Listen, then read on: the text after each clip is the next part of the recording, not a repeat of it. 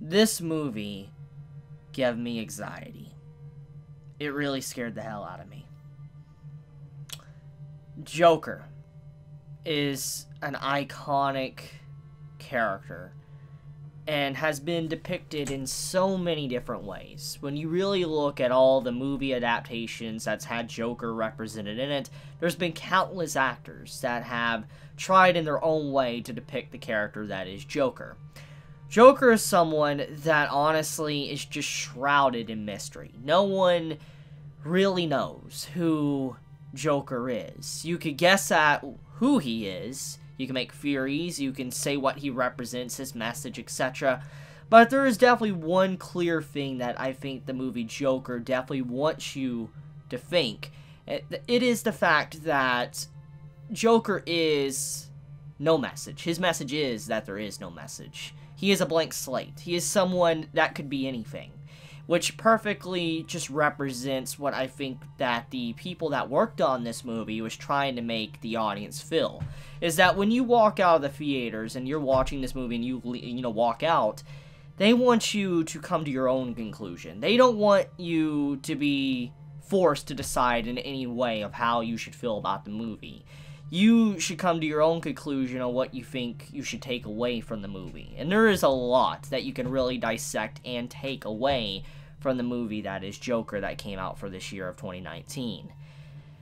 Honestly, like I said, this movie scares me for a lot of reasons, and it was honestly the acting that scared me, and how real it felt in so many different moments. And it's been a while. Really, it's been a while since I felt so much power in a movie. I mean, don't get me wrong, I really like the recent stuff I watched, like Avengers Endgame. It's a great movie. I really loved watching Marvel and all the movies and catching up. But, as always, I think many that know me for a very long time know I really love darker stories. I truly love seeing tragedies, love seeing some really dark and depressing things, because it's interesting. It's interesting to see a different light on things, or darkness on things, that you don't normally get to see. And when you look at this movie, it's such a risky endeavor, honestly. It's risky, because even though it seems like it would make sense, it would make money, because Joker is such an iconic character, and you would think it would print money, that's not necessarily the case. It's a really risky movie. It is. From my perspective, I believe that Joker was definitely a risky movie, because when you think about the legacy that has been built up, for instance, the acting of Joker, the people before the Joker we got within this movie, Heath Ledger was someone that really did such an amazing job in The Dark Knight. Like I've said so many times in different videos and stuff I've made on this channel for a long time, Heath Ledger honestly scared me. He legitimately scared me with how certain scenes were done in The Dark Knight. I felt like he really became a living, breathing Joker. And while watching this movie, I had those same emotions, those same feelings that I had in the past when I watched The Dark Knight. That's how I felt. That is the emotions that this movie gave me, and take that however you will. But the point I want to get at is that the movie was definitely risky. I think that the way it was done was definitely something that's not going to be to everyone's liking. Because most people that watch movies, I'm not saying everybody, but most, want a happy story. Say whatever you want, you could say it's cliche, etc., but most people do want a happy ending. They want a light at the end of the tunnel, because honestly, a lot of times the reason why people like to read books, watch movies, etc., is because we like to see that there is happiness, that there is a light, etc. And sometimes people do read books and get into literature and etc. to be able to escape reality. And when you get into this movie, Joker, it just dives you into the cruelty of reality, and it honestly gets very personal. It's a very personal movie, because you become the Joker, or in this case, you become Arthur. That becomes the Joker. You see through his POV what he sees, how he feels, and you come to your conclusion on what you think. And I think what is going to make many squeamish and unsettled while watching this movie is that many don't want to view Joker as someone that you can relate with, or many don't want to view Joker as someone that you can pity. Because Joker is a character that has always been someone that is evil. He is someone that's anarchy. He is someone that has always been the dark side of Batman's story. Nobody wants to view the Joker in a light to where you can feel sad for him, or you can say that, you know, he's a poor, unfortunate soul that could have been saved, etc. People always kind of want to paint him in a light that he needs to be dealt with. He needs to be completely ended. And it really, this movie fits the theme of his constant struggle with Batman perfectly, of how Joker wants Batman to kill him, etc. You know, have, you know, Batman finally break his one rule. You know, I think the movie really does fit that theme so well, because once again, people always wonder why Batman just didn't do it. You know, why didn't you finish Joker off? And when you see this origin story to Joker, Joker isn't someone that is just this ultimate evil. He's someone that is, like I said, very relatable, which is why the movie is risky, but also why some might not like it, because it is personal.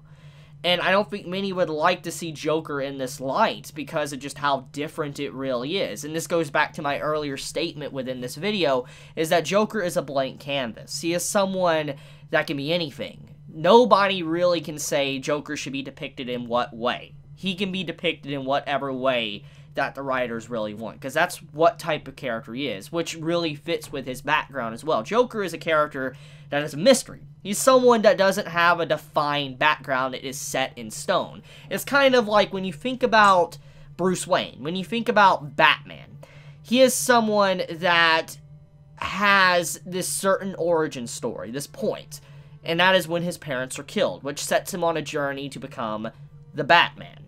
So, Batman has his origin story defined to that. Joker, however, is not. Joker can have any backstory. You can have anything that defines who he becomes, when he becomes the Joker. And that is what makes this movie so fascinating, because it's another, I guess, depiction of what Joker is, or who he could have been if it wasn't for certain things that happened. And getting into the main message of the story, at least what I took from it, because once again, there is no correct way to view the Joker. This movie really makes you question, at least made me question, when did Arthur become Joker? Was he always Joker? Did he become Joker when he killed Murray? What necessarily sparked everything? When did he truly have that bad day, that one bad day? There's so many questions that you can get. I mean, within the movie, it is stated by Arthur himself, Joker, that he had a bad day. And, you know, what led to certain horrible things that happened within the movie that he did. And the thing is, you're still never given a definitive answer. Like, did he become Joker within the movie, or was he always that? And I like that mystery to the movie, because there is another element that I think many might not realize that this movie does that really blew me away when I started to think about it. The entire movie is unreliable. And what I mean by that is the narrating. Once again, as I already said in this video, we are in the POV of Arthur. This movie does not try to say anything else. We are in Arthur's shoes. We see his life through his eyes. We form our own story.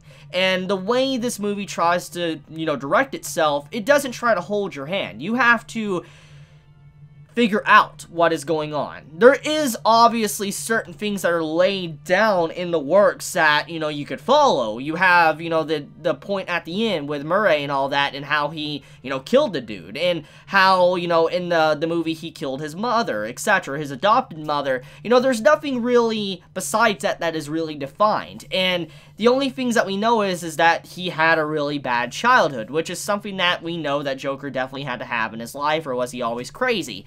But the point is that the movie doesn't hold your hand, and you're constantly wondering, what is happening or how you should feel. Like, most movies want to make you feel a certain way. You should feel happy in this way. You should feel sad in this way. You know, most movies direct you to feel this certain emotion. But that's not what Joker does. It doesn't force you to feel sorry for Arthur. It doesn't force you to relish in his pity, etc. You know, it doesn't force you to have any emotion. You can take it any way you want. And I think that is what the beauty of this movie is. And because of how unreliable that, you know, the narrating is, because of Arthur being technically the narrator of the movie, you could kind of depict or say that the entirety of this movie was just an imagination, a delusion inside of Joker's head. I mean, let's look at the key deciding points within the movie. And once again, as I said, no way to really look at this movie is correct. But this is my opinion on it. I think that the entirety of the movie, there was obviously some things that was real, but I think most of the movie was just in Joker's mind. And that final scene at the end where he talks to the person that's kind of like interviewing him, kind of doing a checkup, you know, he says you wouldn't get it, which is an amazing moment. But I think because of certain little hints within the movie, it hints that the entire movie was just in his mind, an illusion or delusion or whatever, and it didn't really happen. Or if it did happen, it was a mixed match of things of what Joker wanted. We got to see what happens within the Joker's mind, how chaotic and crazy it is. Because let's look at some examples of why I'm saying that is a potential possibility. When you look at when he was taking his meds and he was talking to someone, that he could talk about his problems with, a counselor. If you look at the individual when she's like, nobody gives a crap about you, nobody gives a crap about me, etc. And, you know, you see how it's like the funding has been cut, she's going to lose her job, you have it to where Joker's not going to get any medicine. Her entire character design looks very similar to the counselor at the end of the movie. It's very, very similar. If you don't know, they look alike. There's some differences, but they really do look alike. And I think, once again, this plays on with what I think is that the reason why the characters look so similar from, in the middle of the movie, his counselor that lost her job, to the counselor that died at the end, is because when Joker was imagining everything that happened within the movie, reality was mixing with, you know, his imagination. And that's why he had a character that was so similar to the person that was giving him counseling. So, that is my personal takeaway from the movie. Now, like I said, anyone can say that maybe the entire movie really did happen, but like I said, that's the beauty of the movie. That's why I love this movie. It's such a dark movie. It is depressing. There's no light at the end of the tunnel. There is no happiness. There is nothing that will ever be good for Arthur/Joker. He will never have a happy story. His life may be a comedy. He may view life in a funny way now, but in terms of how society views him, he will never be happy. He will never have a good life, etc. And I think that's kind of where this movie really just sets a tone. It sets a tone of darkness, because you don't get movies like this. You don't get movies that really just make you walk out of the theater sad. And that's what it was. Anxiety, sad, depressed. And the entire movie, Arthur, or Joker, was trying to say how depressed he was. He was so depressed, he was so sad, he was miserable, etc. And before we really got to know the character and all that, you see how he starts to finally get lively, happy, smiling towards the movie's progression.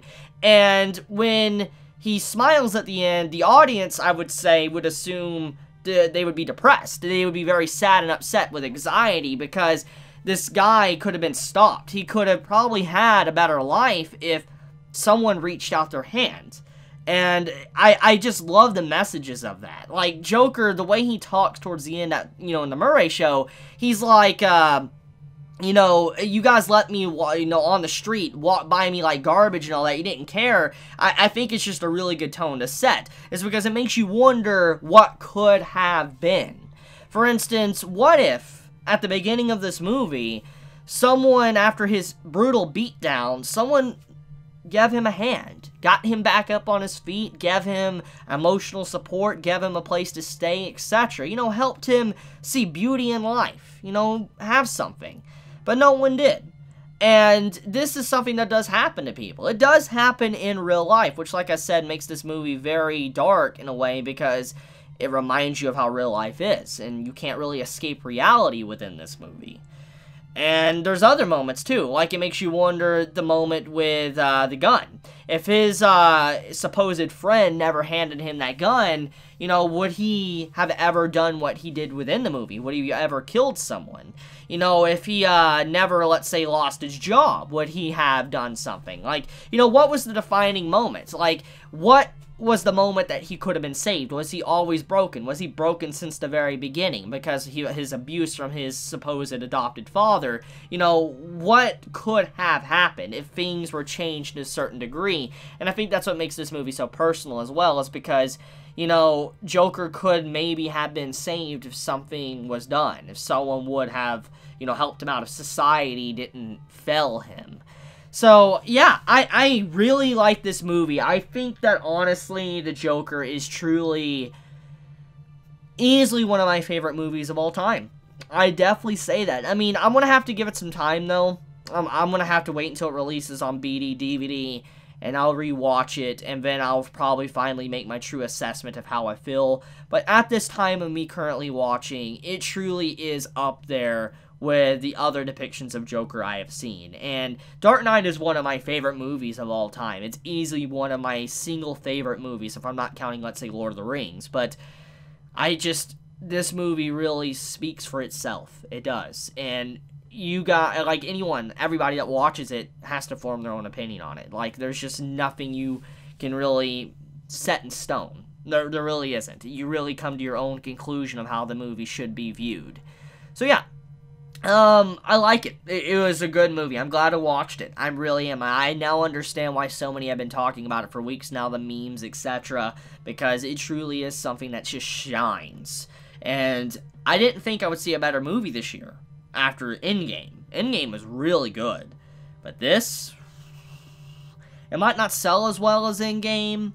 It might not be as good as Endgame in some people's eyes. I understand that. But I did enjoy this movie more than Endgame. I did. I really did. I will honestly say that. But once again, that's my opinion, because I do like darker stories. But okay, I'm going to leave it at that. There is a lot more I could discuss and analyze, but that's not what this video is for. I just wanted to get my thoughts out there because it's a good movie. And if you have yet to watch Joker, I really think you should. Like, if you like Heath Ledger's depiction of Joker, you're probably going to like this. Honestly, it kind of feels like more of an origin story for Heath Ledger's Joker than anything else. But I love you guys. You have a wonderful day or night wherever you live. If you enjoy my content, please subscribe. If you like this video, please leave a like. And if you want to get notified for whenever I upload a video, please click the bell icon down below. And with that, Chibi out.